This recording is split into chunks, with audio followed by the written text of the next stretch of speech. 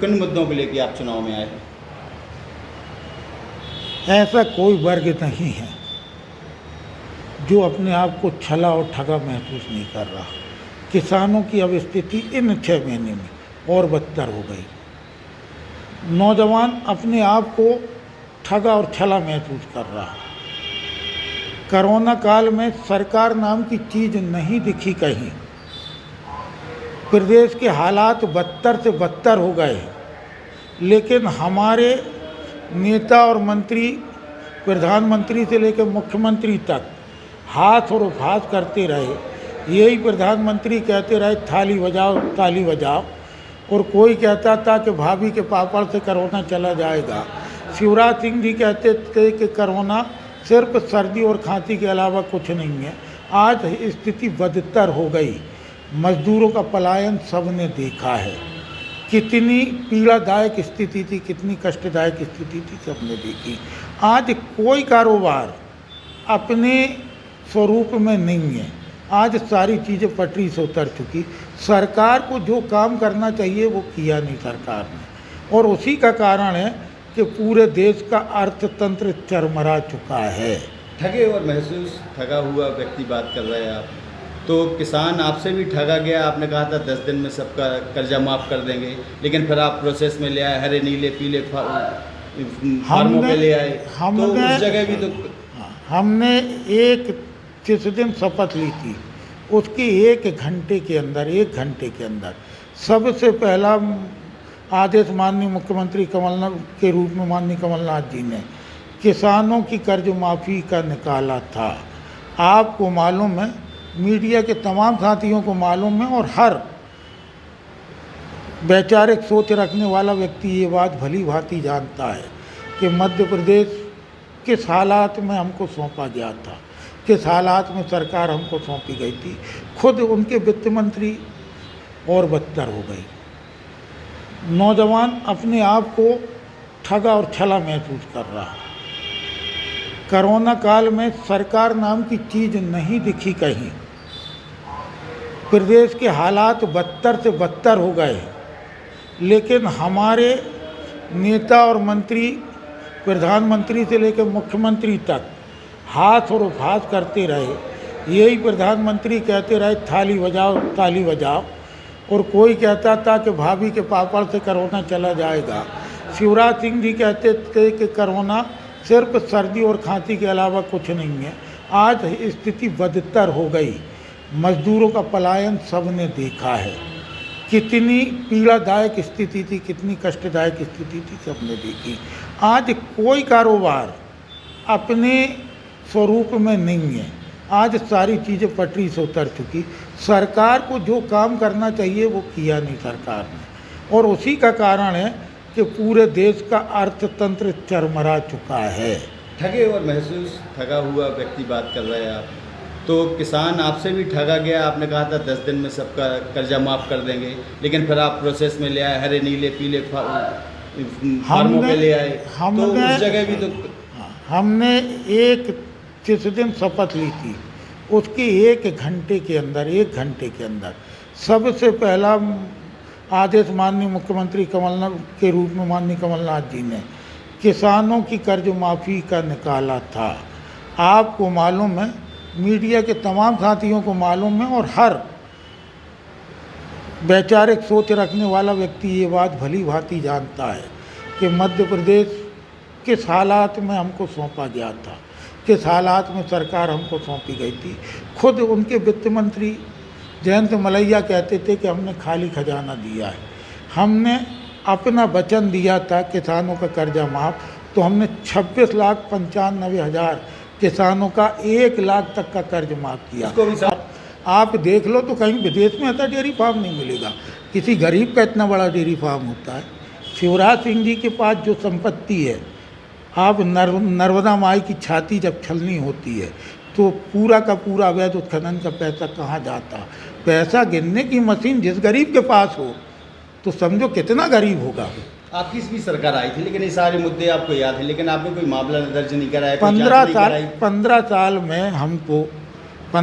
में हमको मात्र 11 साढ़े 11 महीने काम करने का मिला।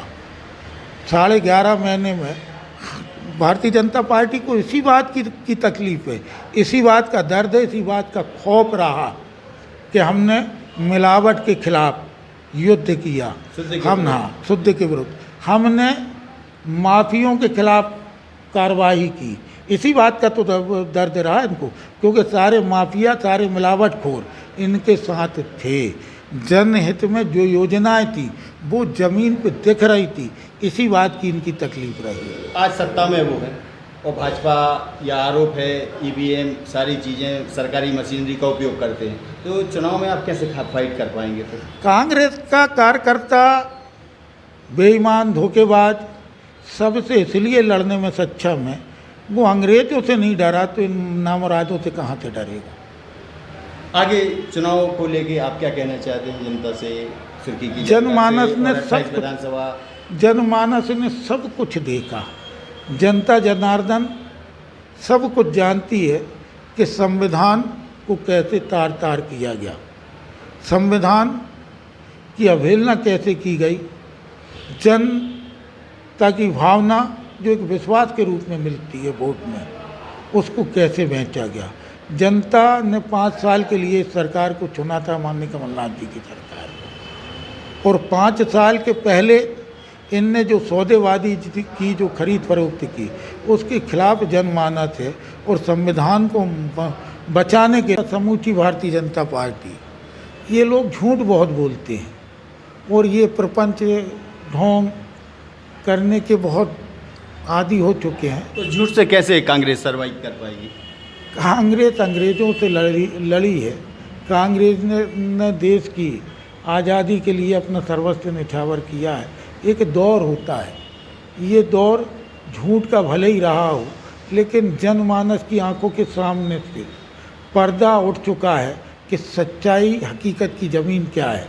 इसलिए मैं समझता हूँ जिस तादाद में इनको उम्मीद थी कि कांग्रेस का कार्यकर्ता इनके साथ जाएगा, कांग्रेस का 80% कार्यकर्ता जिनमें कांग्रेस का बीज था, डीएनए था, वो कांग्रेस को छोड़ के नहीं गया है।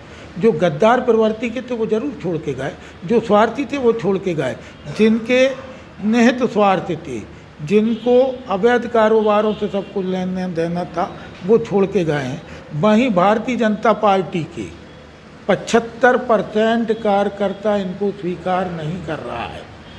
कभी आपने सुना है कि सांप और नेवले की दोस्ती होती, और ये सांप और नेवले जैसी स्थिति है, इनकी दोस्ती नहीं होगी। लेकिन इस बात को लेकर कांग्रेस मैदान में नहीं है। कांग्रेस अपने पूर्वजों की विरासत को अब बचाने और वापस पाने के लिए मैदान में। जैसा आपने कहा कि अंग्रेज़ों ने लड़ी है कांग्रेस, लेकिन अपने बागी जो नाखुश थे, सिंधिया हो गए और भी ऐसे लोगों को आप नहीं रोक पाए, क्या कारण रहा? जिनका चरित्र आचरण संस्कारों में रहा हो।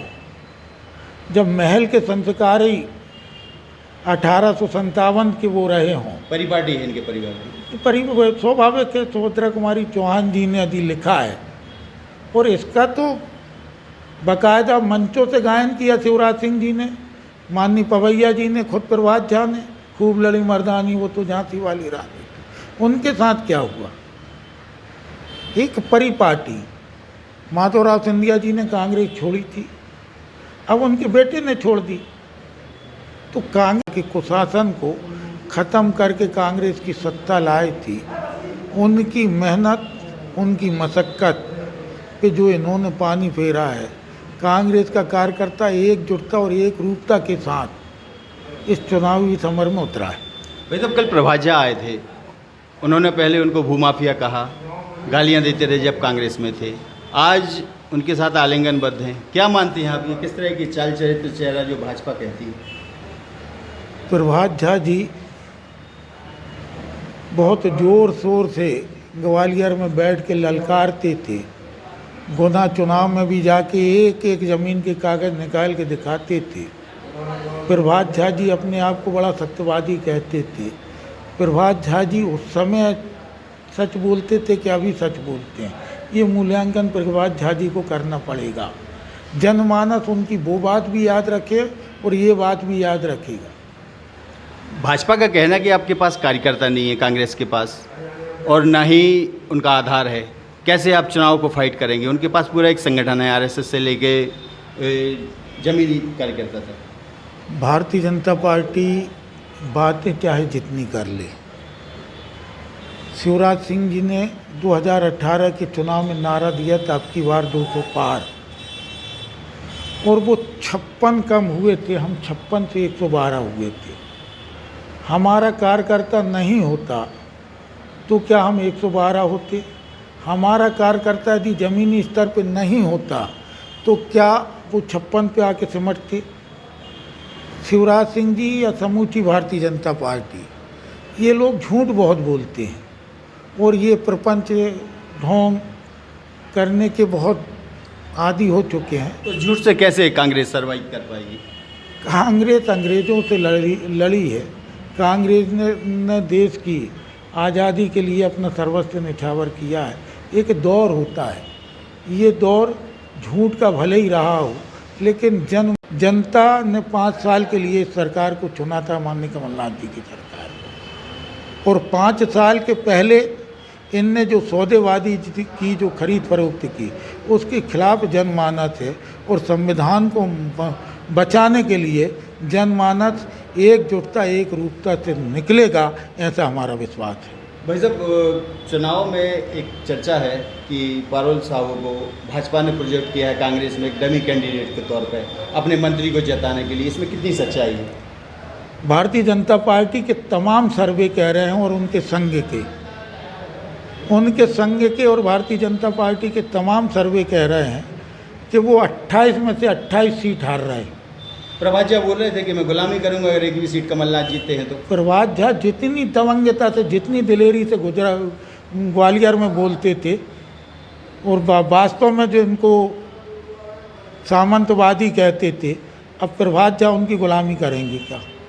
सुर्खी से कितने से आपका कैंडिडेट जीत रहा है, कितने वोटों से जीत रहा है? ये तो समय आपको बताएगा। कुछ आकलन होगा आपका? समय आपको बताएगा कि जनता इनकी बेईमानी से कमाई हुई संपत्ति, किसकी? जिनने बेईमानी से कमाई 10-15 साल में कहाँ थे, कहाँ पहुँच गए, वो सब देख रही है जनता। बीड़ी से झाल से लेके कोठी तक की यात्रा की बात कर रहे हैं आप? सारी यात्राएं जनता की नज़र में है और जनता इनको सबक सिखाएगी और भारी बहुमत में कांग्रेस जीत के आएगी। कितनी सीटें ला रहे हैं आप 28 विधानसभा हम में तो से? बहुत आत्मविश्वास के साथ कह रहे हैं, आत्मविश्वास के साथ कह रहे हैं, अति विश्वास में नहीं। हम पुनः सरकार में लौट के आ रहे हैं। इनका सर्वे कह रहा है, इनका सर्वे, कि ये सिर्फ 1 सीट जीत रहे हैं। भारतीय जनता पार्टी का सर्वे कह रहा, हम कह रहे हैं कि हम 28 की 28 जीतेंगे। आप थे पूर्व मंत्री लखन घनघोरिया जी, जो सुर्खी विधानसभा चुनाव के प्रभारी हैं, जिन्होंने अपनी बात रखी पंजाब केसरी के साथ।